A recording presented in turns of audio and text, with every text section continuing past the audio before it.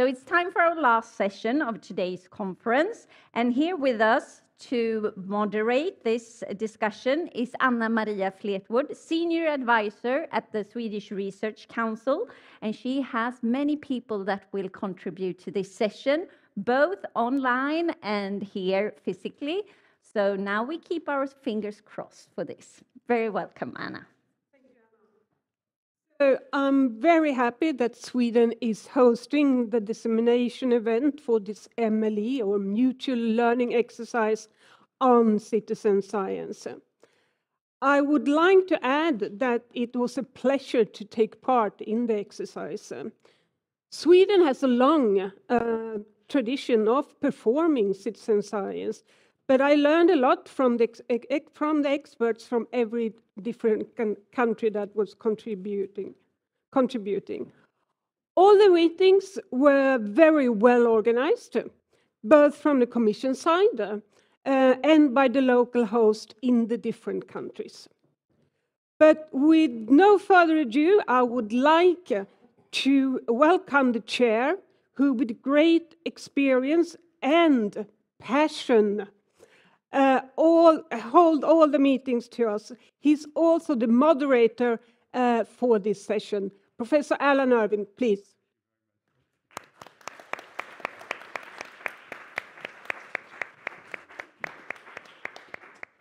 Thank you very much indeed. And yes, it's going to be an interesting session, but I think the next speaker is available online. I'm looking for a nod. Yes, so we're going to stay with our original program. My name is Alan Irwin. I work at Copenhagen Business School, and as Anne-Marie kindly said, I chaired the MLE, which is not a female name, I have to tell you, but a mutual learning exercise.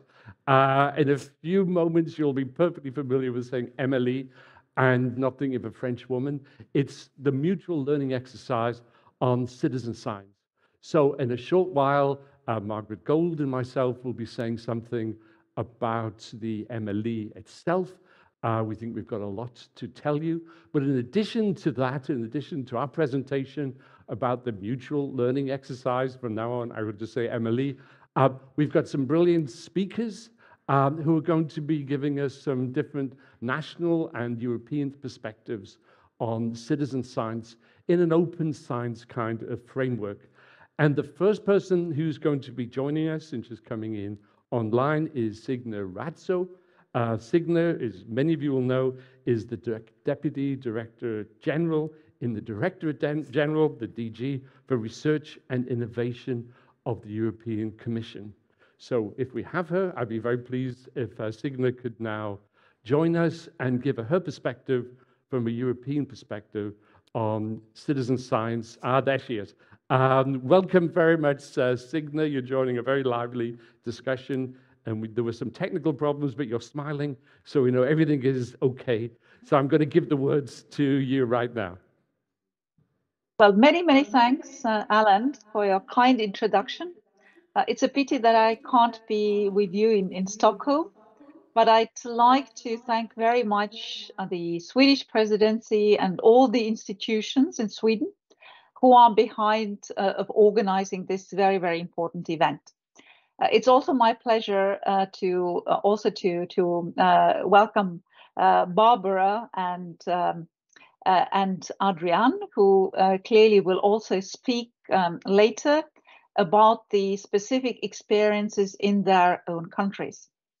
Because for us, for the European Commission, it's important to have also a scaling up of different citizen science projects in different parts of Europe and beyond. In my introduction, let me first highlight why we need citizen science. Why is it important? First, it's important for the science-society interaction. Why we need this interaction? Because first, it's essential to establish trust between science and society, particularly at the times where we have the social media, we have AI, we have a lot of also false news. so we also need to fight misinformation. Citizen science also helps to facilitate uptake of innovation, democratize science, and at the same time leverage the vast societal intelligence and capabilities to conduct excellent research and innovation. By the way, European Commission has been promoting and supporting these actions already for a long time throughout different framework programs, as well as in our research and innovation policy. We are promoting citizen and societal engagement in research and innovation because first, it can improve the quality of research and innovation conducted. It can improve also the effectiveness of funding and its impacts, because we really would like to have as many impacts, economic impacts, societal impacts. But as said, it can also foster trust and understanding between science and society. Because if, as a student or as a pupil, you have been participating in citizen science projects, then you know what it's about. And then you are more likely also to trust the scientific results also in the future. This new approach, the new approach of more collaborative approach to research and innovation, by the way, also requires a change in culture. Even if we've been promoting it for a while, it's not used as widely as I would like it to happen. And from that point of view, this the nice Emily that Alan you described is a terrific exercise of learning from each other and also learning from the best practices in different parts of Europe and beyond. It's also politically recognized, and I think that's very important because if you read the Pact for Research and Innovation, which was adopted by the Council in November 2021, you can see that it underscores societal responsibility as a main principle of working together, namely to increase the impact of research and innovation by transforming Europe's leadership in knowledge creation, and also identifies active citizen and societal engagement in research and innovation as a priority area. Citizens and societal engagement is also part of the open science policy, which you've already discussed as part of the conference. And it is a priority cutting across the European research area. And the current policy agenda in ERA also foresees actions for bringing science closer to citizens, namely to achieve societal impact and foster trust. And just to give you an example of the plastic pirates, which started in Germany, but then it became really a science initiative, citizen science initiative, into a Europe-wide campaign, particularly engaging the youth and engaging them also in in testing the water quality, but also it was an enabler of really working together. But we need many more of such campaigns. We need many more of this kind of actions, and that's why I'm looking forward also to the examples from Austria, also from Adrian and also from some other countries, from Sweden, of course, to see what have been the ones from which we can learn. As I said, that we've supported the citizen science and open science practices already across the work programs and also already in the previous framework program Horizon 2020. Now we continue in Horizon Europe, where support citizen science projects and initiatives with dedicated topic calls and instruments in the Weitgruber part of the program. We have already funded 2 new projects on citizen science with a budget of 11 million euros. These projects started in 2022, and those will contribute to widen and strengthen the European citizen science community, and also to foster new and sustain existing citizen science initiatives across the era. Now we are putting in place the selection of 2 additional projects which are meant to be launched by 2024, funded with 3 million euros. And these projects will help to increase the impact of small-scale citizen science initiatives, and by identifying the most promising initiatives for transnational upscaling.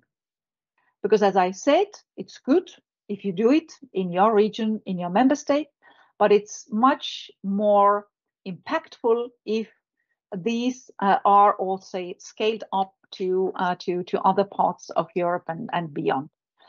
As said, the citizen science is an important also priority in European research area, as we've been co-chairing ERA committee together with Barbara. It's particularly my pleasure to mention ERA in this connection, because here you broaden the sets and types of information gathered, share, improve practices of science methodology and outreach, also put in place supportive governance structures, recognize reliable citizen science data, and also build a cross-border community of citizen scientists.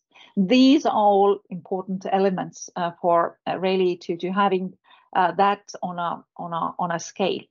And now, by launching this nice Emily mutual learning exercise 1 year ago, we set out to get further insights into supporting and expanding activities by exploiting mutual learning, and also exploring how some initiatives could be scaled up across Europe.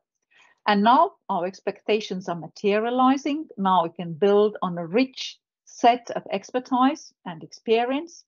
And we are very happy to see how much this exercise has already fostered the participants towards implementing the new measures.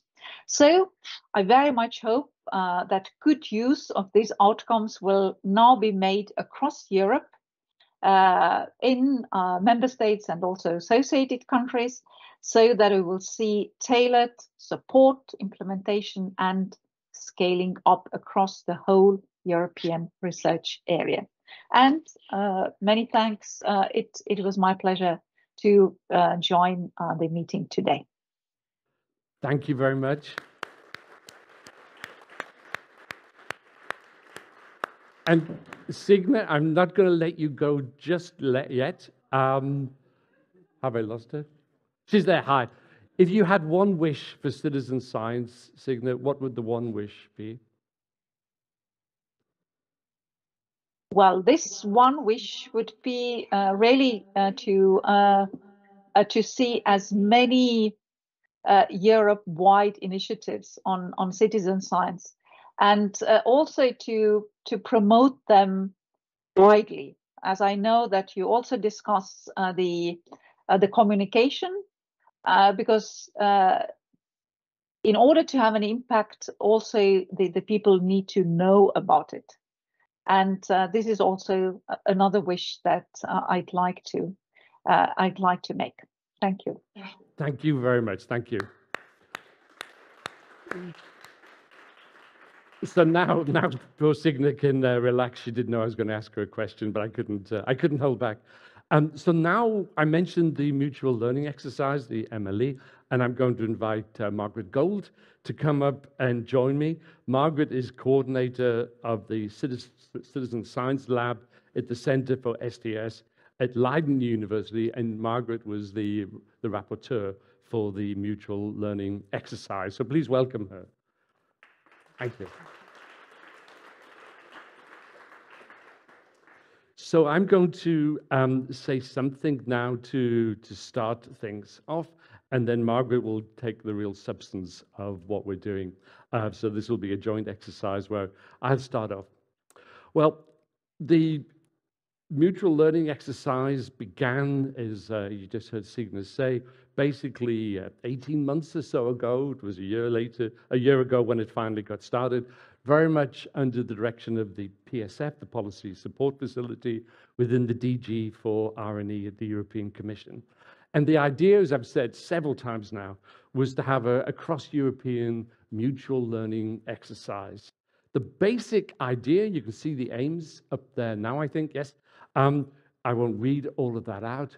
The basic idea was to build bridges between all of the lively activities in citizen science which are taking place across Europe. And actually, that was a highlight, certainly for me, to have the experience to meet so many people in so many countries who are working on citizen science very much at ground level, and to connect that with a longer-term vision for citizen science across Europe, building on all of that experience, but also all of the great work that's been previously done in terms of enabling and encouraging citizen science. And I think the term mutual learning is just brilliant. I think it's a great way of describing, actually it says a lot about citizen science because it's extremely appropriate to citizen science to talk about mutual learning, but also I think it was a good way of talking about our collaboration across Europe. This wasn't about dissemination where experts like Margaret or even myself are telling people about citizen science. It was very much about learning from each other, from practical experiences, from the academic work that's being conducted in this area, and sharing it. I mean, at moments I thought, this is just beautiful. This is Europe in action. You know, this is people actually talking to each other across European countries. And that's why I get passionate, Anne-Marie, because it's just so wonderful to have those conversations and to think that we're together building something very robust, but also very knowledge-based. Many countries participated in the project. You see them there. These were the main countries that were part of the MLE. And we traveled through some of those countries. Of course, we started in the online world with our first meetings. And we had some very lively meetings, not least in Vienna, in Ljubljana, in Budapest, in Berlin, and then a final workshop in Brussels. And that was part of it, to have that kind of participation. But I just want to say that a lot of people played their part in making this come together. That's me at the top. I chaired this. Margaret is going to speak in just a few seconds. But I do want to mention Muki and Rosa and Marzia and Antonella and Ingeborg, who are the people, many of you will know those names, as people who really were the experts who were driving this process. Anna Maria and Gabriella also deserve huge credit. It's kind of obligatory, but I'm going to mention Michael Arentoft as well, not just because he's in every session, but because Michael was a great advisor to the project and brought a lot of his wisdom about Europe. Anna Maria Fleetwood, also, and Sissy, I want to thank too for making these whole events happen. And Gillian Kelly and the Ecarus team, particularly the communication and digital team, played their part as well. Later, we're going to see a video which comes out of the project, and that's very much the work of the Ecarus team. So that's something about the process, and I'm stressing it because the process really was important. It wasn't something that Margaret and I, with our colleagues, just dreamt up. It was something very much based on that kind of experience.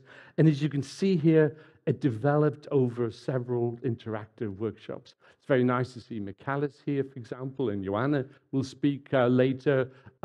People who participated with us, actually Michalis, I think you were with us all the way through the journey. Michalis is from Austria, from Vienna, and I remember you in the very first online meeting. So you can also see a lot of friendships developed and a lot of collaboration and a lot of real honest discussion. We produced many documents around these core topics. So this is now getting into a little bit of the substance, and you'll see all of this on the Policy Support Facility website. We talked about an introduction and an overview of citizen science. We talked about good practices and impacts, about maximizing the relevance and excellence of research, very relevant to the current discussion about open science also, about enabling environments and sustaining citizen science, and this big challenge of what you might call scaling up if we think citizen science gets so much of its strength from its immediate, I've already implied this, and ground level activities, how do we manage to, so to say, spread the word or to scale that in some kind of way? So I'm going to let Margaret take over in just 2 minutes. Oh, there's the repository. So if you want to have more information about that, it's all there on the PSF website, basically. And I really recommend you look into that, because in addition to the final report, there are also documents and PowerPoints from each step along the way. It's a fantastic a body of material. I'll just make 3 points, and then I'll hand over to Margaret for what I said was the substance. Some of you will be thinking, well, how exactly was citizen science defined in this exercise? Because there are many different definitions of citizen science. I think Margaret will address that. Let me just say that we didn't spend a lot of time on definitional questions. We took a broad approach to citizen science, and if you want to label what we're talking about as participatory research, for example, that's all fine from my point of view. So we deliberately took a rather broad view of citizen science because we wanted to draw across national European experience, and we wanted to be sure we're capturing that rather than trying to be gatekeepers to what is or isn't citizen science. The second thing I want to say is, well, it's back to this mutual learning point. We didn't see ourselves as breaking new ground here. We saw ourselves very much as drawing upon our previous activities. You'll see, if you're pleased to look at the final report, which Margaret took the lead on, you'll see reference to, for example, EXA, the European Citizen Science Association's work, and you'll also see reference to activities in different countries, including Germany, for example. So we weren't saying this is a whole new thing, that wasn't the point, but what we were trying to do was to enable based on that previous activity. And I think it was a wonderful thing to be already able, in the final report, to point to activities which are taking place right now. If we could be some part of encouraging those activities at national level, then I think that's a brilliant thing. And finally, I guess that's really where I want to finish, that this isn't a document which is intended for the library. It's a document that's great to be in the library, I just have to quickly say. We love libraries. It's also a living document. So we hope that people will be able to take this and really translate our findings and work with our recommendations and bring new ideas of their own to this very lively area. But that's enough from me, Margaret. Would you like to take the word and perhaps stand right there? Pass the baton. Thank you very much, Alan. So my task is to try to share with you some of the rich insights and examples shared and case studies that are all contained in this really rich repository of resources, discussion papers, documents, reporting on the themes, also workshop presentation slides, just to give you a flavor of what we covered, bring up some of the key insights, maybe a few examples to bring things to life. And I hope that there'll be at least one or two that you are curious to dive into further. And of course, we started the mutual learning exercise, as Alan pointed out, talking just briefly about a very inclusive and expansive understanding of what citizen science is. I like to encourage people to think of it as a hashtag or a research term. It's an umbrella term that aids us in finding each other, but actually has a really wide diversity of types of practices. So in this particular kind of typology, I'm describing the range of practices. Perhaps contributory data collecting projects are the most well known amongst many of you, but there are a rich variety that include completely co-created from the grassroots up and collegial projects.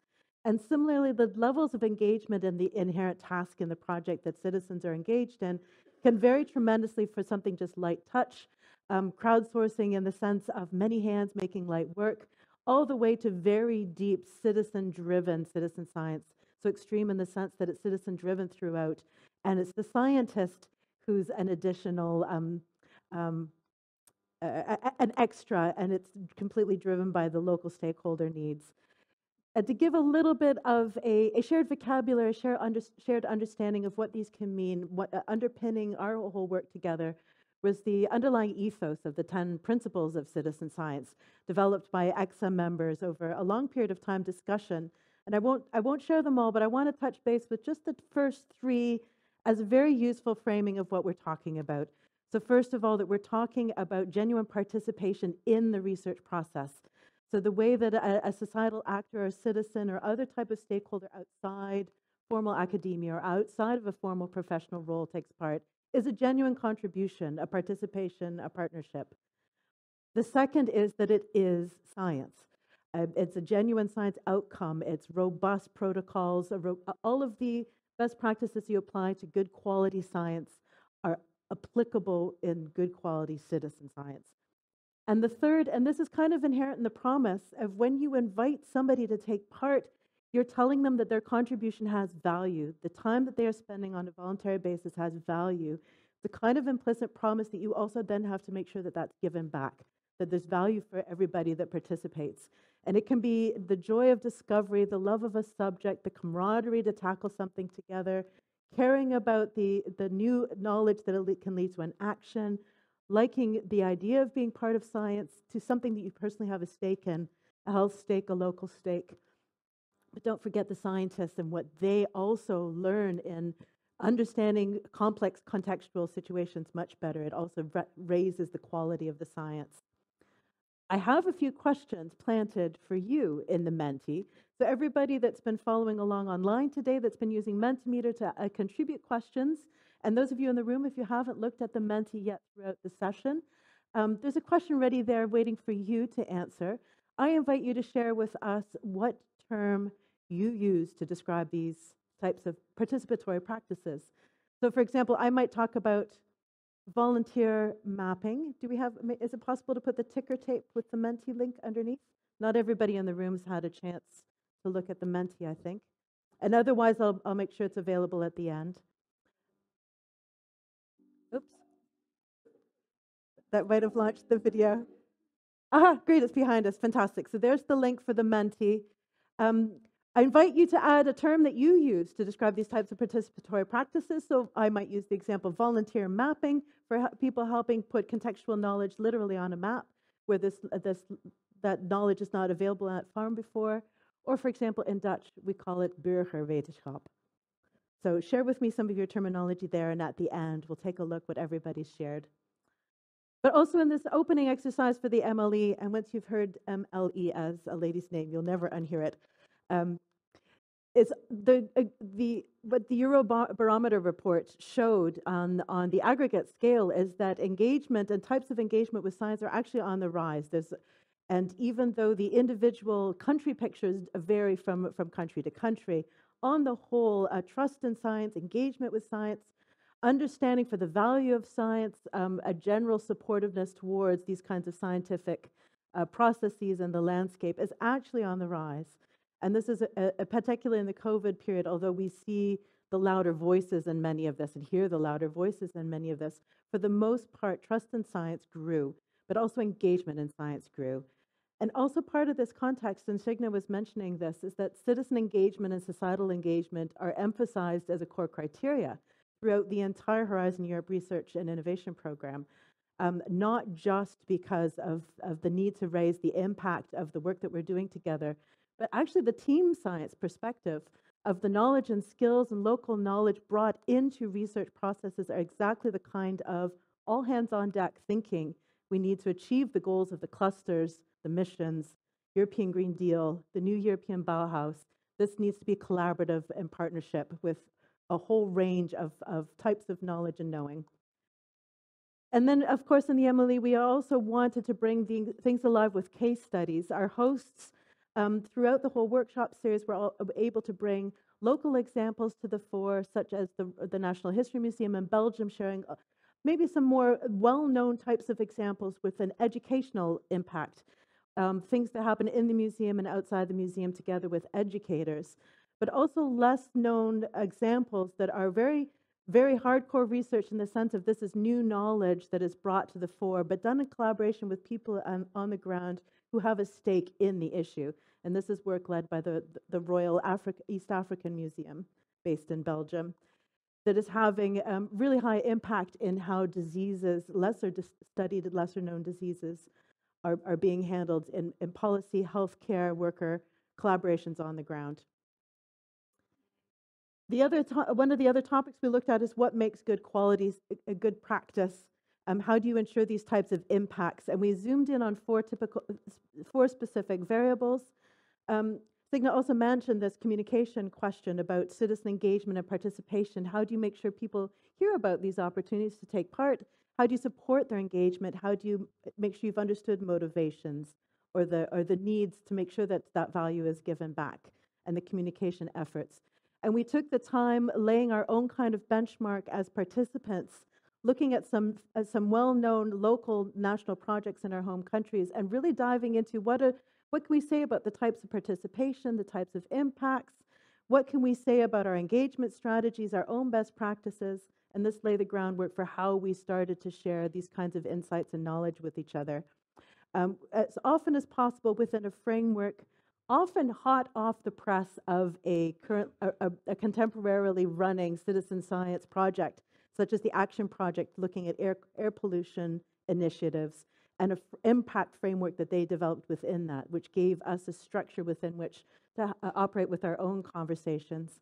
And also with highlights from people presenting from the field, exactly the types of impacts they were realizing, such as the DNOSES project for odor pollution, which was having policy level impacts at the local scale, the regional scale, and the national scale, and it developed a framework for keeping these connected with each other, that this knowledge and collaboration coming out of a location was leading straight to interventions or policy actions.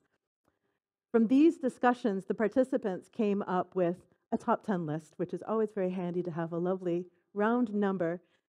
And there's a few things that I want to highlight because you're going to see them, you've already heard them across the course of today, and you're going to see them a little bit more throughout the theme of the MLE as well. The need for dedicated funding, the need for training and capacity building, and the needs for networks that are strengthened to continue to share this knowledge and know-how in the field with each other. All of these will be available for you later, so please don't worry about taking photos or notes. Which now gets us deeper into what is excellent citizen science. What is the relevance of these types of approaches? And how does that connect back to the discussions we've also already been having in the context of open science? And those conversations are exactly relevant in citizen science as well. But there's some unique ones that we brought to the fore in this particular series of workshops. And we've already been talking about fair data also being applicable. Today we've been talking about it. It's also highly applicable to citizen science data, open when necessary, open when possible, closed when necessary, also being a major factor in citizen data. But I'd like to pull out the role that citizen science data can play in the SDGs for a moment, because this has a type of impact that we don't usually think about when we're talking about research impacts, which is about moving the needle on where we want to be as a society, as a planet, considering the inequalities across the planet and how we can be contributing to those maybe from a research perspective. But citizen data contributes to this directly in a number of interesting ways.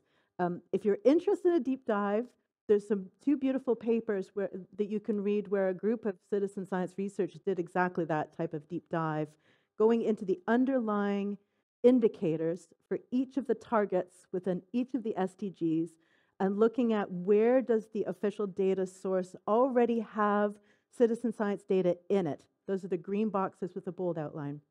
Where does citizen science projects already exist, well-developed ones, that could be contributing towards the official data, the green boxes? Where do citizen science projects exist or methodologies exist where that data could be the type of data to measure that indicator, yellow with a bold?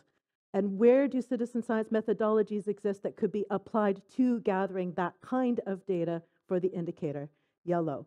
And that total picture is the rich contribution that citizens could be making on the ground. And to give you a quite inspiring case that coming from the Global South is that Ghana is the first country to have citizen science formal data being the direct contributor towards the indicator of marine litter.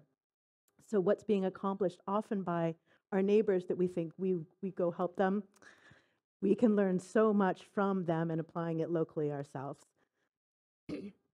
Here, the key in all of these discussions on these topics, the key recommendation I'd like to share with you in the context of the open science discussions we're having today and tomorrow is the need in talking about excellence and quality in research to also explicitly mention these types and ranges of participatory practices and the inclusion of societal actors in that type of excellence, contributing to the quality of the research, the complexity of the factors that need to be taken into account, but also the impacts, that this needs more explicit mention in more places. One of the most important frameworks that we use throughout all of our discussions were the enabling factors, the factors in an enabling environment for citizen science and participatory practices. Jessica, I was really pleased to see many of these types of categories also showing up in your talk about exactly that. What are the enabling factors for open science practices within our systems and within our institutes? And we used this grouping to understand the types of categories of enabling factors that enable or sustain or promote or recognize inclusive participatory research, such as citizen science. And of course, the need for dedicated funding, because unfortunately funding is the engine for much of this, even if it's just to have that coordination support and have that capacity in the infrastructure around these kinds of practices. The types of examples from the field we could share were many of your peers across Europe, so not just the 11 participants, but we reached out more broadly to look at what kind of national policy statements are now coming into place where the statement on open science is including societal engagement or citizen science. What kinds of dedicated funding programs are already having that learning curve and that iteration of being more broadly picked up in regular ways of doing research. So there's a lot of deep knowledge to be shared there. And also at the institutional level, for example, at the University of Zurich and the Citizen Science Center there, where the enabling factors is not just the knowledge exchange between researchers across domains, but tangible guidelines on how to do good quality or excellent citizen science, and the tools that you need to actually support the kind of tasks that we're talking about with the citizen tasks. Which brings me to my next question, which is ready and waiting for you in the Menti for those of you watching, joining us online, and for those of you in the room, if you're able to join. I would love to have this opportunity now also with each other to share some of these examples of enabling factors, perhaps in your home institution, your home country, something that you've seen has been key for enabling or supporting or continuing to sustain citizen science initiatives. We'll take a look at the end to see what you've shared with us. And that brings me to the final topic on the core topic, and this is something that's been mentioned briefly by Signe, but also through others today. How do you take something that's shown a success and now start to scale it up? And we dove into this using a framework that just talked about scaling up as well as scaling out and scaling deep. And what's interesting is in our conversations with each other, we also talked about scaling down. We had different ways of understanding how do you, first of all, understand success to be? What is a successful project that you therefore want to sustain? And is it sustaining it over time, reaching more people, having larger impact across a wider regional or geographic encompassment? Or do you actually want to be more iterative and get deeper in your participation and scale down in terms of scale, but maybe you're getting deeper in terms of impact or quality or excellence? Plastic Pirates was a really wonderful example to be looking at this throughout the whole exercise because it has the explicit attention of the European Commission as being a successful story that could be scaled in a beautiful way in different regional contexts and taking in those regional geographical factors into consideration. How is it supported from schools or museums or community centers, and thinking about this variety of factors, but then also thinking about what's impact, what is success, and how do you scale that. So this is the learning curve we're in now. We're now in the learning curve of how do you scale these up, out, deep, or maybe even down. In the final report, instead of just wrapping up all of those, we took a big next step. How do we take all of these recommendations and consolidated learning from across Europe and turn it into some practical actions for what we do at the national policy level? And we use the backcasting framework as a way of having this conversation with each other. First of all, looking forward to the future, where do we want to be? What is the world in which science is open by default, is inclusive by default, is transparent by default, and what we're just talking about is science and not open or citizen. It just operates that way. And what does that therefore mean about where we need to get to? So going then to the baseline analysis, where are we now? What are the strengths? What's already got great momentum? What are some gaps to fill? What are some new things to add? And then how do we prioritize that? And we have some specific views within our conversations about how we might do that. And this is what we can now hand over to many of you, looking at institutional level or organizational level or maybe even national level about how to put different enabling factors in place. And I'll give you this view of it because it brings to life a little bit the different types of roles to be played. RFO being a research funding organization, RPO being a research performing organization, an RSO being a research societal organization, and HEIs being higher education institutions. Embedding citizen science in regular ways of doing research, in regular funding, in mainstream education, integrating citizen science data in regular policy making, regular research cycles, and regular decision-making cycles, having the infrastructure to support that, but then also supporting research practices, strengthening the networks of where knowledge is shared and know-how is shared, and making knowledge production inclusive. And I echo Jessica also pointing out that we haven't had that part of the conversation so often yet today. Perhaps it'll come a little bit more on the schedule tomorrow. But part of what we're talking about with being open is also about being inclusive and understanding what types of things that might mean, including other ways of knowing, which is an aspect of citizen science that's inclusive. Here, once again, a tangible example of the process that Germany finished about a year ago, but it's actually the second process, and the second process is already a 2-year process, doing a really deep investigation of what is needed to enable and sustain citizen science towards a really clear strategy for where Germany wants to be in the science and research and innovation picture in 2030, and what's the role of citizen science in this. And it's a really amazing, detailed book. I encourage you to dive in. But part of the shining story here is the degree of collaboration that took place in that process, the amount of dialogue with different stakeholders on location in different places in their institutes and communities, working with NGOs and civil society organizations, and that is what all got encapsulated in the Weißbuch. So that's a lot to digest. That's the URL for the final report. I encourage you to look at the whole repository, but to just pull out the top 4 recommendations that were consistently emphasized throughout the entire MLE.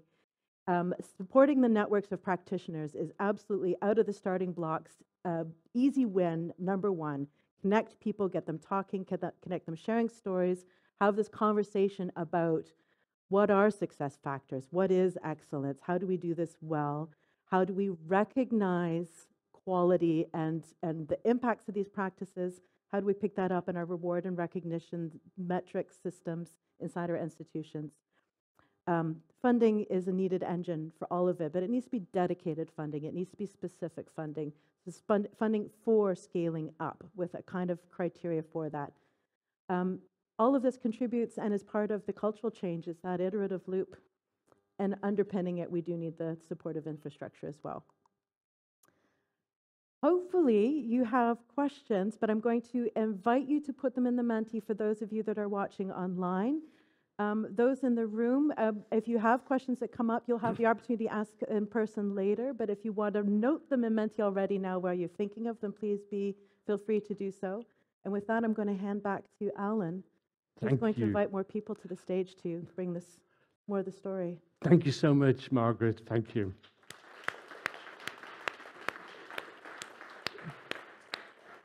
So, as you will have gathered from that whistle-stop tour of the work that's been going on, not just, as I said before, from Margaret and myself, but from a whole group of people. It actually was one of the nicest things for me to be the chair of something like that, because you really felt carried along. If ever the question was, is there activity in Europe around citizen science? The answer is yes, absolutely. And we kept tripping over more and more examples. As Margaret said, we're going to have a Q&A, but before we go into that. We're going to go to 2 countries as interesting cases of citizen science making this transition into policy and practice. And first of all, we're going to go to Barbara Weitgruber. Barbara is the Director General for International Relations and Scientific Research in the Austrian Federal Ministry of Education, Science and Research. So Barbara, I can see you and everyone can now see you on a big screen. We're very interested to hear your perspective on these things, coming particularly from an Austrian point of view. Well, thank you. I hope you can hear me well as well. Dear participants, as Signe Ratso said before, I also regret not to be there with you, but I'm very thankful for having the opportunity to share with you some of our experience and lessons learned from the MLE. And I would like to thank the organizers for setting up this event and providing such an excellent opportunity to focus on one of the elements of the European research area with a high potential for making the European research area tangible for a wider public. In the MLE, Austria was represented by our Austrian Research Promotion Agency with the National Agency for Industrial Research and Development, but also the agency supporting Austria in participating in the European Research and Innovation Framework programs and in the European research area. At the same time, we also established an interinstitutional task force in order to bring together the main stakeholders, the Citizen Science Network Austria, funding agencies like the Austrian Science Fund and the Austrian Agency for Education and Internationalization, and of course, we as a ministry also took part. In terms of citizen science funding, our ministry already set up a first program supporting high-quality citizen science research projects in which higher education and research institutions work together with educational institutions on an equal footing, involving also additional partners, if possible, from society and business, as early as 2007. And from 2007 until 2019, about 300 projects were funded with an overall volume of 35 million euros in the framework of this program, which we called Sparkling Science. Meanwhile, we have further developed this program and are now implementing Sparkling Science 2.0 and started actually last year with 34 projects with a volume of 11.5 million. So you see that we learned you need more money in order to have more and larger projects. The aim of this program is to further intensify citizen science cooperation between research and the education institutions, but also to help overcome barriers to science and to help increase trust in science. A special emphasis is now put on the inclusion of schools and educational institutions from peripheral regions and those which have not yet been reached by citizen science activities. We also managed to embed citizen science and responsible science in overarching policies of the ministry in our research action plan back in 2015 or in the Austrian National Development Plan for public universities. All the time, the overall aim is to deepen the dialogue between science and society. In 2015, our ministry founded the Center for Citizen Science at our Agency for Education and Internationalization in order to support the implementation of citizen science with various activities. One of them is the coordination of an annual competition for citizen scientists, the Citizen Science Award. Each year, interested pupils and adults are invited to take part in selected research projects from April until the end of the school year, and the most committed citizen scientists are awarded Citizen Science Award at a festive ceremony each autumn by our ministries and the Austrian Agency for Education and Internationalization. And it's great to have so many happy pupils, teachers, and citizen scientists every year. The research community itself initiated at the same time a bottom-up process and created a network and a platform, the Austria Does Research platform and the Citizen Science Network Austria. The partners of the network jointly pursue a multi-annual strategy And one of their regular activities is the organization of an annual Austrian Citizen Science Conference, which is supported by our ministry. Responsible science, citizen science, and open science have also been included in the Strategy for Research, Technology and Innovation 2030, adopted by the Austrian federal government in December 2020. And last year, the Austrian Council of Ministers adopted an Austrian policy on open science and on the European Open Science Cloud, which also included citizen science. Therefore, for us, the MLE offered an excellent and timely opportunity to highlight progress on citizen science in Austria, both nationally, but also internationally with the other participants. And it was a chance to exchange good practice and to learn from others on how to further develop the Austrian citizen science policy. With 18 countries committed to its implementation, the Action 14 of the European Research Area Policy Agenda 2022-2025, Bring Science Closer to Citizens, is one of the actions with a high degree of visibility and many joint efforts on the European level, as Signe Ratso also pointed out, but also many measures at national levels with the aim to increase the involvement of citizens in science and research and to contribute to strengthen public trust in science. But it is also an important element in other ongoing reform efforts in the European research area, such as the research assessment in the coalition of European research funders and research performers, and of course also in the discussion of attractive careers in research in the European research area, because in the end, citizen science should be an integral part of science and research culture. In Austria, the federal government adopted a national European research area action plan in December last year, with a number of initiatives linked to the various actions of the European research area, some of them also related to open science. And one dedicated initiative in our European Research Area National Action Plan addresses strengthening trust in science through citizen science. This, of course, included our participation in the MLE, but also the participation and the national funding of the Plastic Pirates Go Europe campaign and many other activities addressing citizen science. We also succeeded in including the further development and use of new and innovative instruments and measures to promote excellent, high-risk research, as well as the strategic use of participatory open innovation and citizen science methodology to identify research questions with societal relevance and to strengthen trust in participatory process, science and democracy in the Austrian Research, Technology and Innovation Pact for 2024 to 2026. And this is the instruments where all the research ministries also receive the money for. So let me end by drawing your attention to a conference next year, the European Citizen Association Conference, the largest international conference on citizen science in Europe, taking place in Vienna in April, from April 3rd to 6th next year, on the joint initiative of the Natural History Museum Vienna and the University of Natural Resources and Life Sciences Vienna. And I look forward to seeing many of you in Vienna next year for this large conference. Many thanks, and I look forward to the further debates.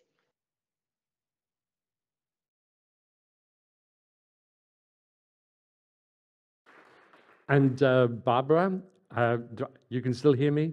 If you could share one thing from your Austrian experience with friends and colleagues across Europe, what would that one thing be?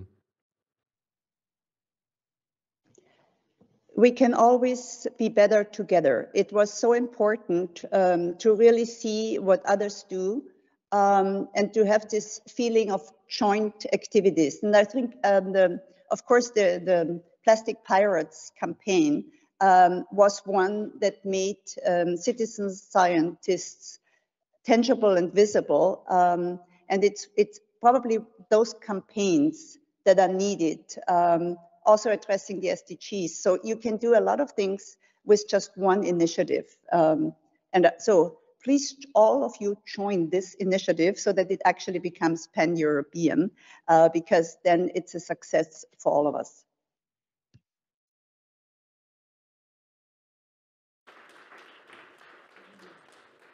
I was watching the Eurovision Song Contest on Saturday, and I'm beginning to think I'm growing into this role. I'm just saying, your country is hosting Eurovision. You might, no, probably not.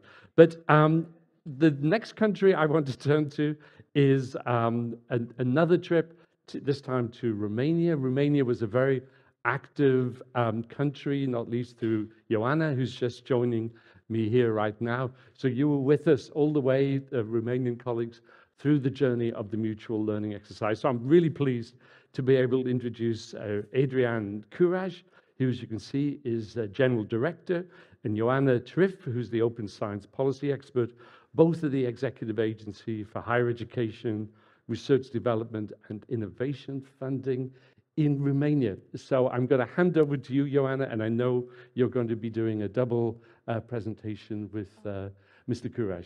Yes, the first presentation will be the presentation of Mr. Adrian Curaj, and that'll come. You'll come later.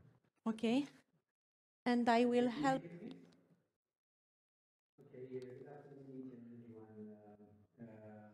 Have liked to participate. I would have liked to participate in person, but it was not possible. However, as you said, Alan, my colleague Ioana, who represented UEFISH CDI in the MLI, is there, and that's good.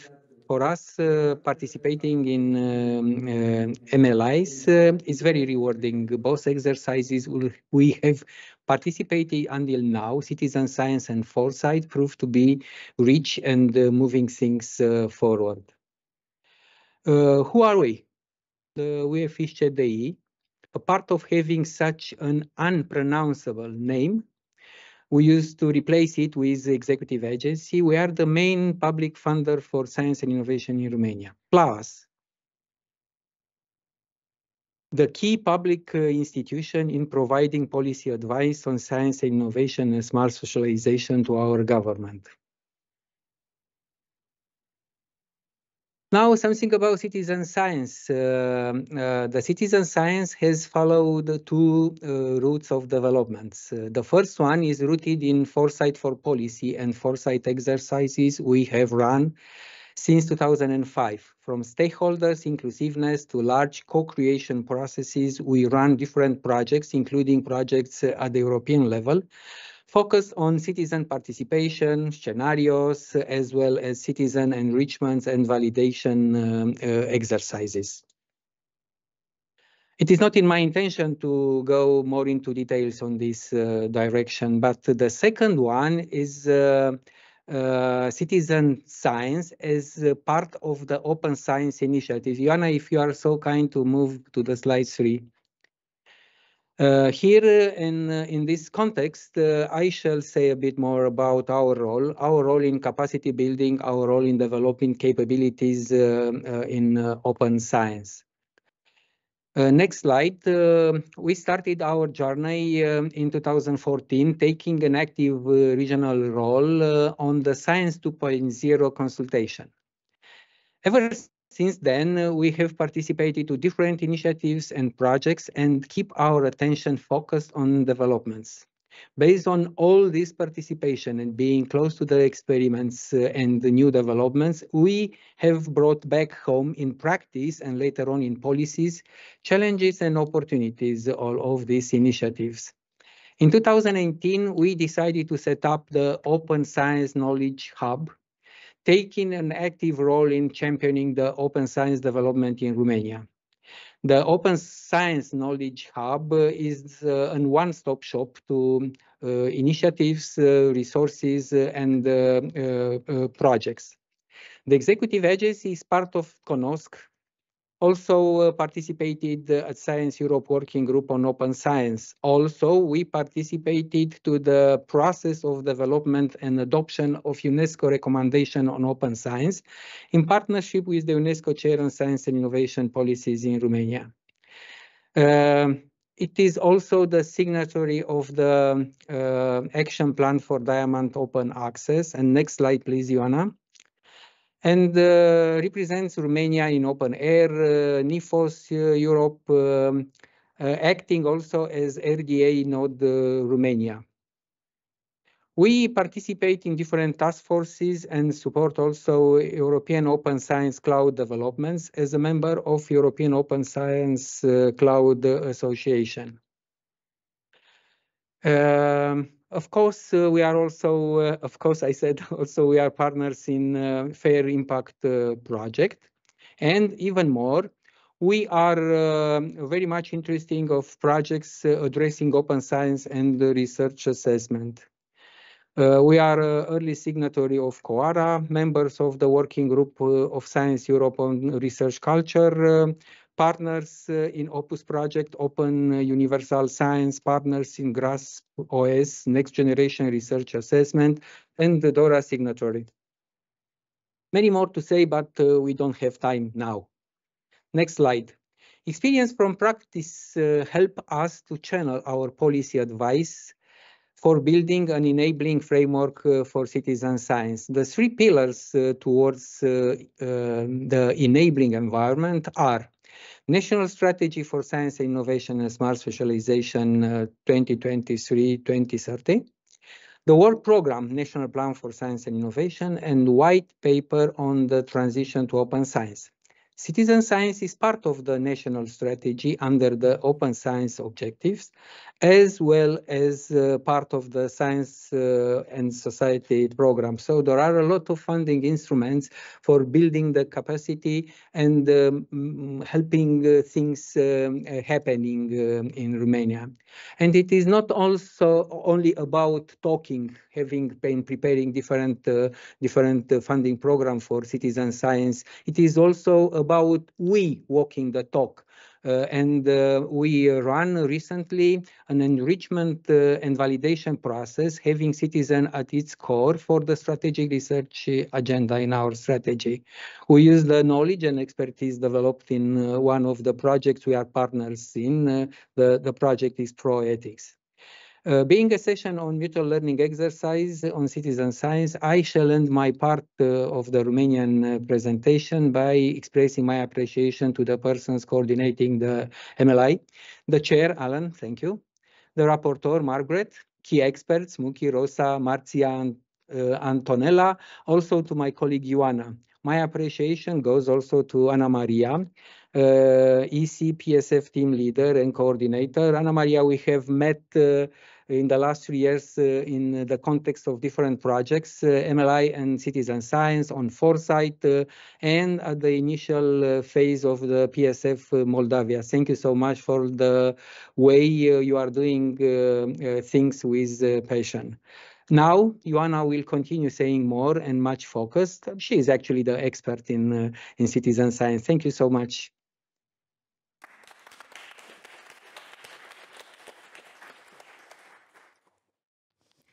Good afternoon. Thank you very much for the opportunity to briefly present the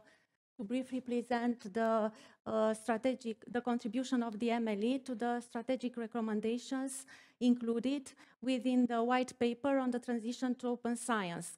The MLE on citizen science came at just the right time for us. The MLE took place in parallel to the national efforts on developing the white paper on the transition to open science.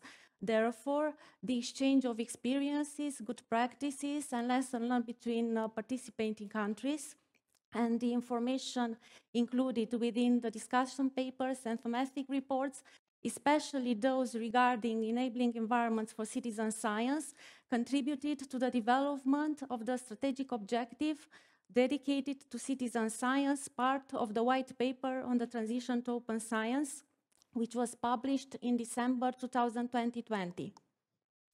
8 strategic objectives have been detailed within white paper on the transition to open science related to the pillars of open science, with related actions proposed to be implemented at national level.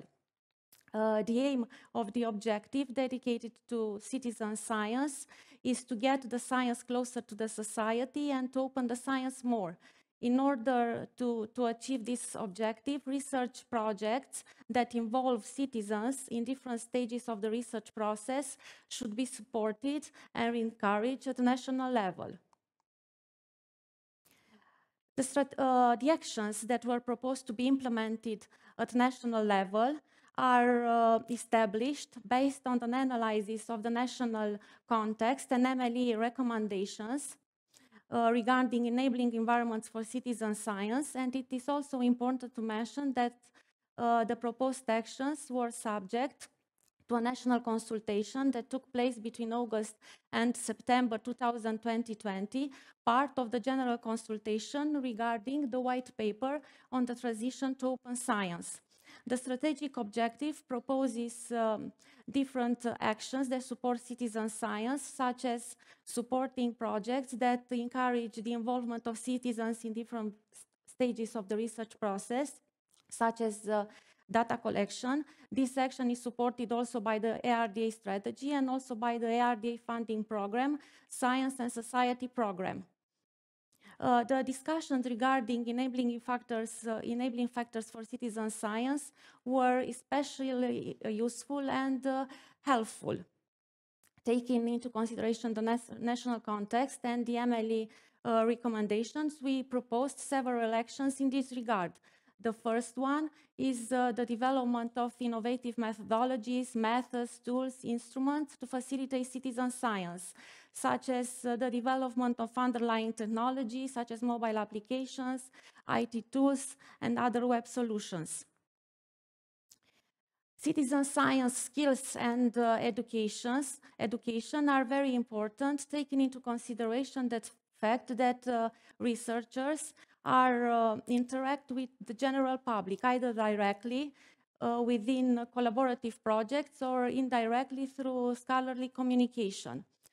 In this context, we are following up one of the MLE recommended enabling factors for citizen science, and we proposed an action, namely the development of specific citizen science competencies of researchers and staff from academic and research institutes through capacity building activities, such as workshops, dissemination events, and other forms of capacity building and exchange of knowledge. Another proposed action to be implemented is rethinking the system of rewards, recognition, and research assessment by taking into account the collaborative and participatory practices, such as citizen science. And this goes hand in hand with the reform of research assessment. Our institution, together with 21 institutions from Romania, are the signatories of the Coalition for Reforming Research Assessment. Another enabling factor that supports citizen science and which is proposed to be implemented is the development of a national network on citizen science, a national network of citizen science practitioners who collaborate with other key stakeholders and who further develop citizen science in Romania. The process of consultation and dialogue with the researchers and other key stakeholders is supported by the platform developed by our institution, and one of these platforms is the Brain Map, the online community of researchers, innovators, technicians, and entrepreneurs with more than 50,000 accounts. Through the Brain Map platform, our institution initiated the development of a national network of open science experts. The aim of this national network is to support open science dissemination activities and also to contribute to the development of open science skills at national level. And we think that this national network of open science experts that will be established on national level could be the starting point for a national network on citizen science. In conclusion, the MLE has been a great source of information, knowledge, and a great learning opportunity for the participants from Romania. The MLE offered also a great and timely opportunity to share the progress towards implementing new measures regarding citizen science.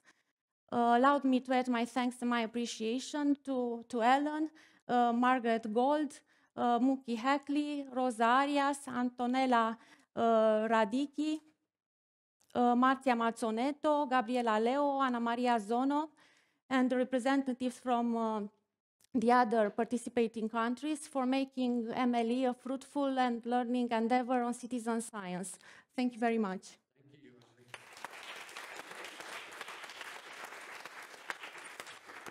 And now you will be anticipating a question, Joanna. So, Okay. Yeah. and also to Adrian. What about the role of the universities in this? We have the president of Stockholm University just moving out the room, but many people here represent the represent the university sector.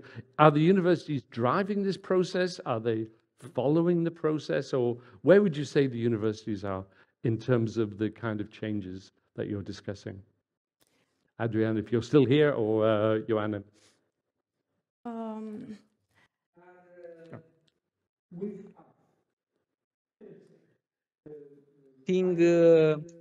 Exchanging experiences, they are core actors in our developments, and this is something we foresee from the beginning, and a part of foreseeing, we walk the talk of having them as partners. Do you want to add something, Joanna? Yes, I wanted to mention the fact that universities were consulted on the white paper on the transition to open science. We had a complex process of consultation, and the majority of answers came from the public universities and the research institutes. So universities are a key actor in driving citizen science and open science in Romania. Thank you very much, Joanna. Thank you. Welcome. Thank you. Okay, so now we come to the Q&A session, and we are fantastically precise in Sweden. We are very precise. So that's actually, we could even be a minute and a half ahead of time. No, I'll keep using the time. So don't push my luck. So now we're very much open for questions. We have one more thing before you finish, and that will be showing a video based on the MLE, which will send you out full of energy and inspiration. But that will come in 20 minutes or so, depending on how many questions you have. Let me turn to people in the room first of all. Anything anyone wants to contribute or ask at any level about citizen science or the various points we've heard also from the national representatives and the EC. A gentleman at the back, yes. I think he's a gentleman. Yes, I have a question. We talked a lot about dedicated funding and the importance of dedicated funding. We've seen a lot of examples of that in different countries, which is fantastic. In Sweden, we don't have that yet, just saying. But also we talk about citizen science as being real research. I mean, it has a real scientific value to it, the outcomes of it. It's not a communication activity. It's not outreach. It's real research. Could you just develop on why it is important to have dedicated funding? Because otherwise, it would be. I mean, in the long term, it would be the goal would be to have citizen science integrated in all research and seen as a way to do research in general. So, Margaret, can you just develop on why is it important to have dedicated funding for citizen science? Yeah, it's a great question. Thank you, Martin. There's a lot of aspects to that. You could certainly see citizen science as fitting in with the wider spectrum of societal engagement practices that also include public engagement and science communications. And you'll usually find some space in dedicated funding for science communication or public engagement that says citizen science is also allowed. But then you don't have the same kind of strong coordination of the research activity itself, which is why it needs dedicated funding in that coordination sense, but also the support for the researcher and the good quality research.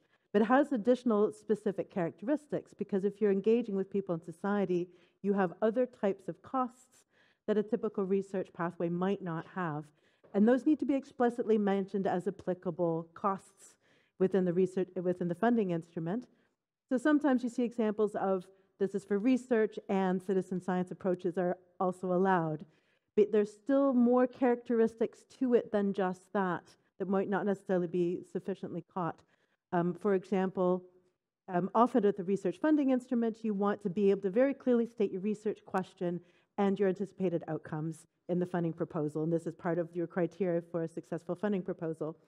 But if you're describing co-creative practices with community partners in the ground, then by definition, you do not know what your research question might be, and you want to build in enough flexibility to veer a completely different direction because it's an answer to a community-identified need, something that's more urgent, or maybe there's a complexity factor that wasn't evident to the research but is very evident on the ground. And then it requires a different type of not only criteria for the assessment of the funding proposal, but flexibility in the pathway itself. And because you need to be able to describe those things up front, it needs consideration in the funding instrument. So that's a specific example. Thank you very much. Thank you. Any more questions in the room? Yes, please. I'm making you work very hard. Thank you so much. And the microphone is just coming your way. Hi, I'm Magnus Elio. I spent too much time on something called Wikidata. And that's a knowledge graph. And we try to community and push organizations like the National Library to make better data. But the problem we see, as you speak about co-creation, we would like to see backlogs, we would like to see help desk IDs and so on, but we don't get it. How should we move? We have it in Wikidata. We support 300 languages. We have live stream APIs and so on. But how should we move organization and have some kind of best practice? I think the problem is not our side. The problem is how to speak with others and make them change the organization so they support knowledge graphs and so on. Yeah, there's a lot of aspects to your question. It's a good question. My answer is a fairly complicated one, but it's kind of similar to most of the big things that we're tackling right now, and that's all levels at once, all layers at once, but in collaborative, iterative development with each other. So you need the layers understanding what the needs are for both, and sort of everything moving the needle at once, which is complex, but it also is part of the wave that's moving all of this forward. Yes, but it's also a little bit about trust. Yeah. I get better support when my iWatch is broken. Then I get a help desk ID. I know what's happening when I should pick it up and so on. Yeah. But if I speak to like the National Library or National Archives and so on, it's like sending in something in a black hole. And if we can't get the trust from them, if we can't trust them, then the equation will be nothing. If I could pull out two aspects to your question, because I think I'm hearing two things. There's the trust aspect, and a lot of conversation about good quality science communication is framed in terms of we want to increase trust in science that's in society. But there's a flip side to that trust, that science and official science pathways have more trust in society and local knowledge and local concerns. But there's a second aspect, which is linked to Martin's question, actually, which is what are the revenue models? So as soon as you have a commercial service provision, there's a funding model, revenue model behind that, the business model. And to make citizen science trajectories sustainable over the long term, there's a point at which they don't fit in the research funding model anymore, unless we have a new thing where we describe the scaling up, the sustaining. So they need a new type of revenue model. But as soon as we turn it into something that has commercial viability, you lose some of this by the community for the community essence, some of this home-owned, our data belongs to us kinds of thinking, if there's a commercial aspect. So there's quite a lot of detail to work out about how to make these types of initiatives sustainable over the long term. Can I bring the microphone down the front? Just right here.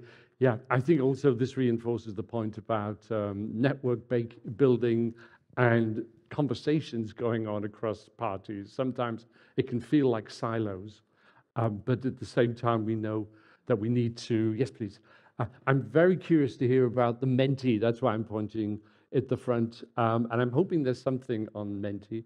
Yes, there's about to tell me. Yes, there are quite some interesting remarks and ideas. And maybe we can just take a look at those. Yeah, if we could put the Menti up, that would be fantastic. share some of your own inputs to my questions on the screen. But we Aha. need to move forward. So, It will. so this is in which sector do you work? We had some introductory questions, I think, on the Menti. So just move forward, please. If we're able to flip through.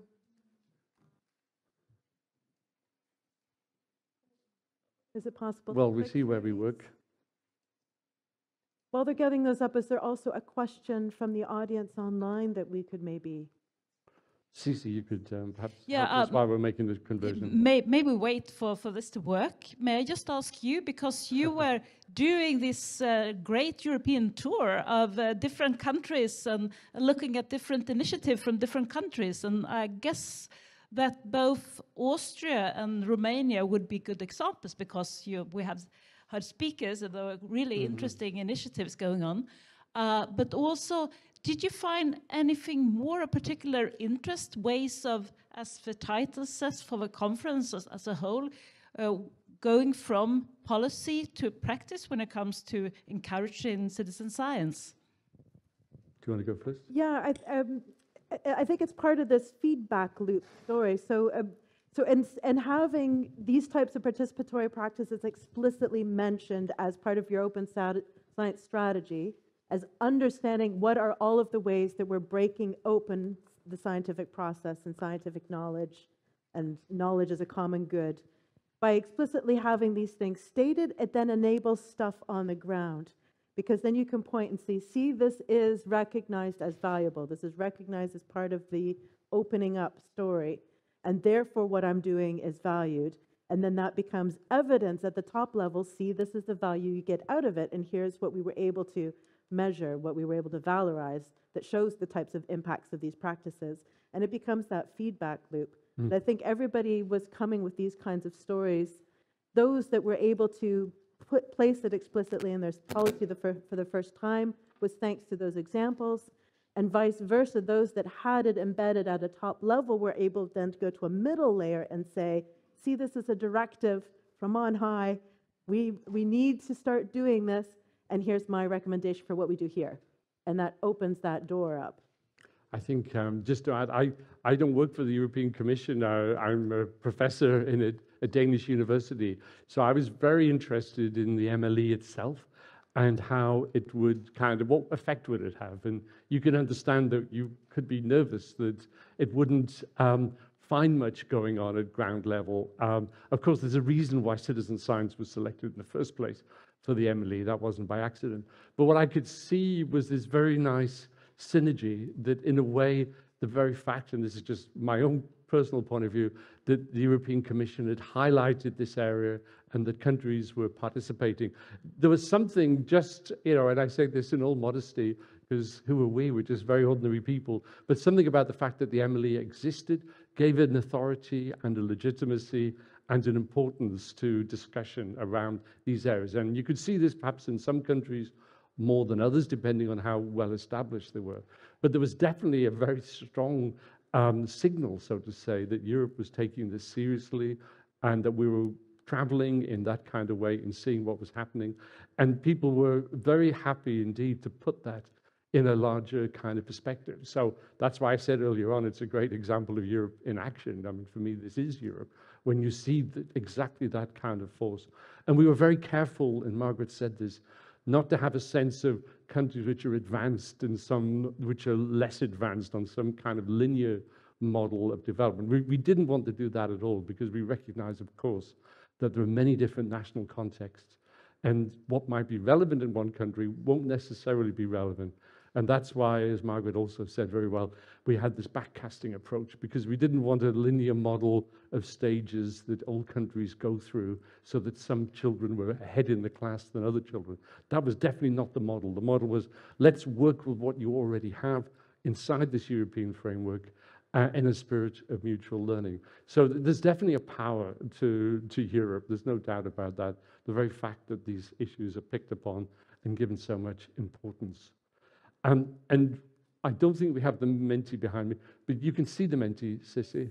Perhaps you could share with us, is that possible if you get the mic? Because I'm very keen to bring in the online audience into the discussion. Yes. Sorry to So put you let's on the take a spot. look. So that's quite some interesting. So we will send it. We do have all your email addresses, so we will be happy to send out, so you can all see the results, of course. So I have this beautiful word cloud. Unfortunately, I can't. Look at that. It's got citizen science in the middle and meldborgforskning in the center. Yeah. Yep. Yes. Yep. Yeah, oh, lovely. Lots of great terms there. Oh, and multilingual as well. I love that. I love how different languages have a slightly different angle on the translation. And Yeah, Sissy, can you wonderful. talk us through the word cloud, because it's behind me and I don't like turning my back on everyone. Yes, What yes, do you of course. see in the word cloud? We don't see it here, You sadly. can't see it. Yeah. Yeah, so it's basically different names of like citizen science, engagement, co-creation, Bürgerwissenschaften, user involvement, engaged research, voluntary mapping, volunteer monitoring, participatory research, traditional knowledge, societal dialogue, and we are already on the next slide. But Fantastic. yes, Yeah, lovely. so a lot of different, but it's all about engagement, inclusivity, Yes. and also some data collection. Delaktighet would be inclusiveness in Swedish. And this is in response to Margaret's question about the terminology in different countries. And now, Sissy, I'm making you work very hard, but I think we had some things from the Menti, which again, they're behind us, so we can't read them so easily. Is there anything anyone in the room, or yourself, Sissy, would pick out as particularly important? So there are some examples then of factors that enable and sustain citizen science in your country or your field. So there are quite a few comments here too. Like we have a program sending PhD students into local schools to do projects.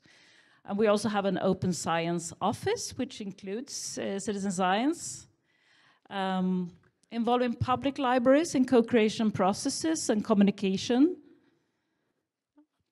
Technology and citizens' access to it, or IT maybe, like IT, yes.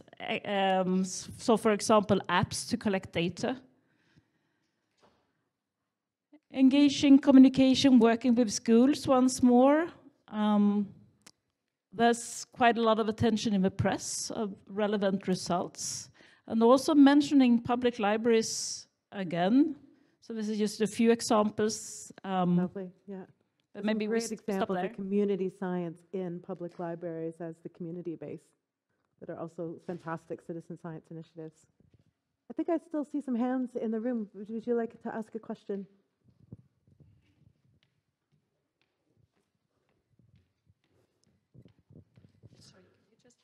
Do we still have anyone online? Yes. Hi. On that note, representing the public libraries in Denmark, I would like to hear, and we talk about trust, and we talk about groundwork and accessibility, your experience with working with public libraries. It's a conversation I'm having locally in the Netherlands right now. There's a huge amount of interest in it, and the example that I'm looking to the most often is in the US. It's quite a strong movement now to have citizen science hubs in libraries, not only as a community center, but also as a lending library of scientific equipment. And part of their mandate for digital citizenship and supporting integration in the community. So people learning digital skills and other skills for just navigating daily life, it's connecting really strongly with that. So those are the examples I'm looking to myself.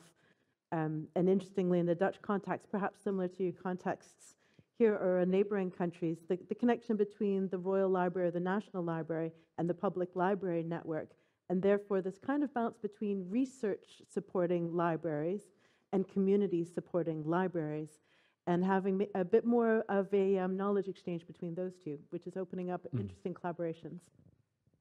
Yeah, it's so interesting to see how people often think of citizen science as just an add-on to current institutions, but actually, I mean, the case of libraries is so interesting because you can see institutes taking on a new role if they're open and innovative, as many libraries are indeed, you can see all sorts of new potentiality.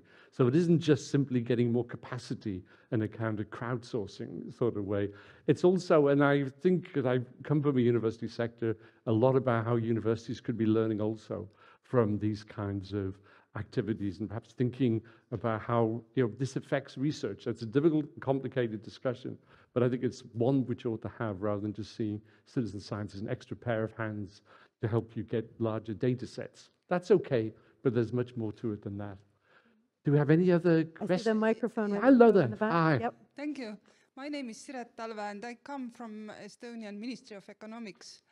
And I really clearly understand in some topics where you can use the citizen science. For example, we had a very interesting project where people were invited to send ticks and then to study which ticks are infected and in which regions you get this more sick ticks. And okay, but my question is that is your message that you can use citizen science across all TRLs and across all sectors, or are there still limitations and it is still more for applied science? And the way I like to phrase it is that citizen science approaches as a body of approaches are applicable in every single domain, but not every single research question. There are types of research questions that lend themselves well to that type, to one or more of those types of approaches, and others that don't. And then you might be talking about opening that up in the sharing of the knowledge. So you might be getting much more into the public engagement with science or science communications spectrum to open up those particular fields of knowledge. But in every single domain, I consider it a bit of a party trick to challenge me to name something in your domain of science, and if I don't have an example top of head, I will go look for one for you. Time is running. Do we have one last comment or question for now? In that case, I'm going to say thank you very much for your participation. Again, as Margaret and I stressed over and over, please do go into, I simply Google PSF, the Policy Support Facility, and then you'll see the MLE and the various documents there. It really is a great resource, and you'll see also lots of background on the things that we were covering so quickly. Can I quickly add that many people currently have an invitation to join the next MLE in front of them. The next MLE is about public participation and engagement with science.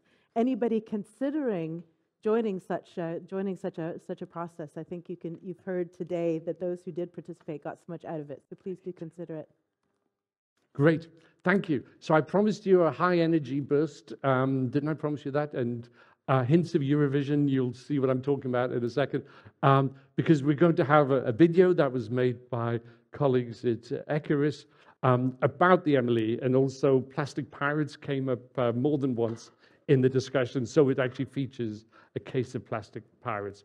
So the video features interviews with citizen science experts and practitioners from across Europe, highlighting the relevance and importance of citizen science in today's world.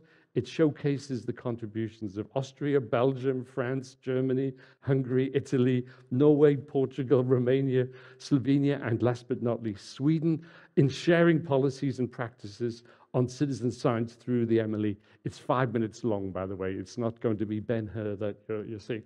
The video also shares lessons learned from the MLE and discusses how citizen science can be scaled up.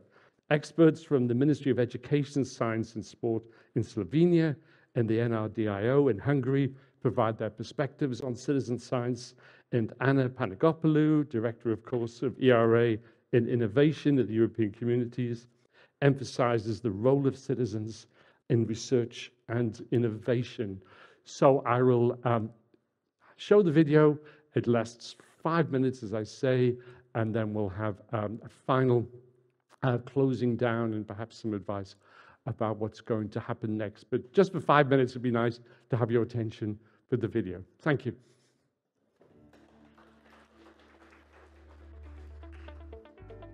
I think for our project, as for any citizen science project, there are different aspects. And one important aspect is that you involve the public in gathering data or in analyzing data. So they contribute to the science, which helps them experience what science is about, helps them get more trust in science. And on the other hand, an important aspect is this engagement of the public and thereby educating the public.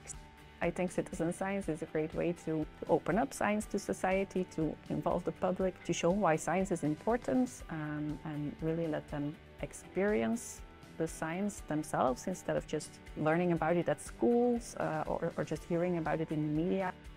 The Plastic Pirates Go Europe initiative is a European citizen science initiative where young European citizens, mostly school children, become scientists, and they go to a nearby river or waterway and investigate the degree and the origins of plastic waste flowing down rivers, which is then being analyzed by researchers and processed for data on plastic pollution of European rivers.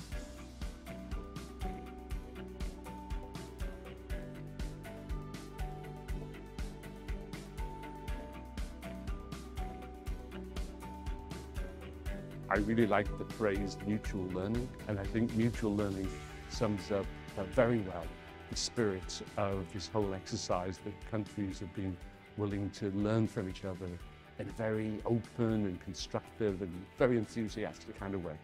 At each meeting, there have been discussion documents and reports written afterwards, and they're all available on a common repository, and they're very valuable documents in addition to the final report.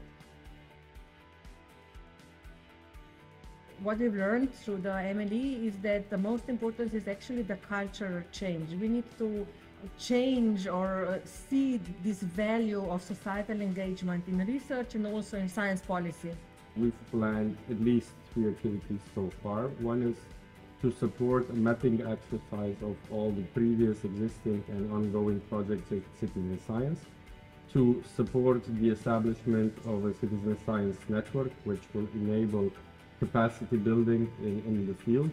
And lastly, and perhaps most importantly, we're hoping and done our homework to publish a specific call on citizen science projects for this year, for 2023. Sustaining citizen science, because it's very important that we have a great local initiative, and it might be upscaled.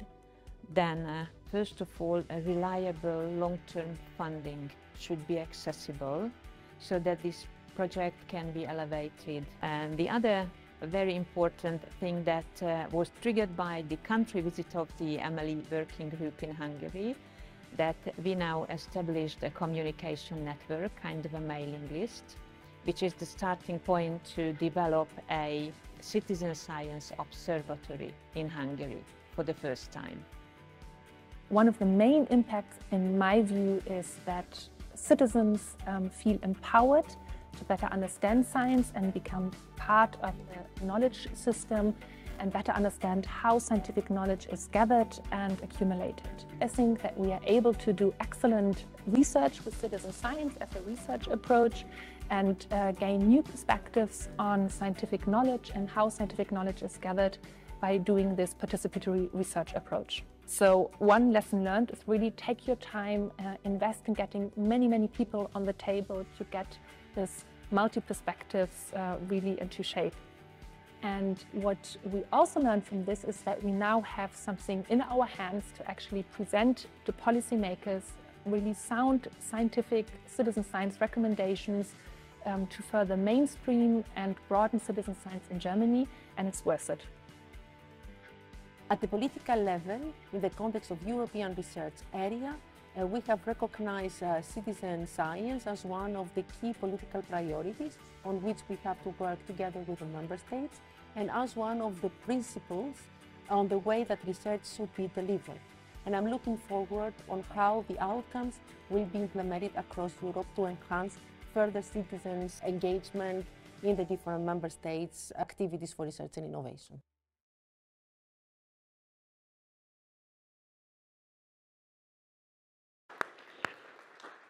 So I think that was the world premiere of that particular film, so you can tell your grandchildren about that when you get the chance.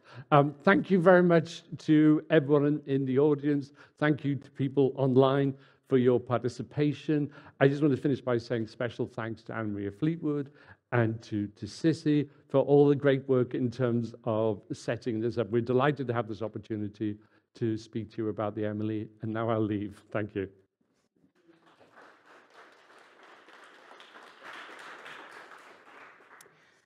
Thank you all speakers and the audience for this engagement. We're coming to the end of this first day of the conference.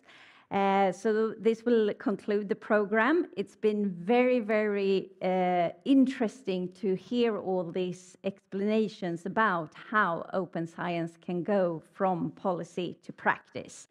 I will just make you aware of that there is a digital goodie bag if you haven't had enough of us. So on the website, you will find some links to reports and so forth. And I would also like to take the opportunity to thank our sponsors, the Riksbankens Jubileumsfond, RJ, and also the University Alliance of Stockholm Trio, who is contributing to tonight's event and who also make it possible for us to spread the message from this conference. So with that said, I will now hand over the flag to the Museum of Natural History, who will welcome you back tomorrow morning at 8:30. Don't miss it. And thank you so much and see you tomorrow.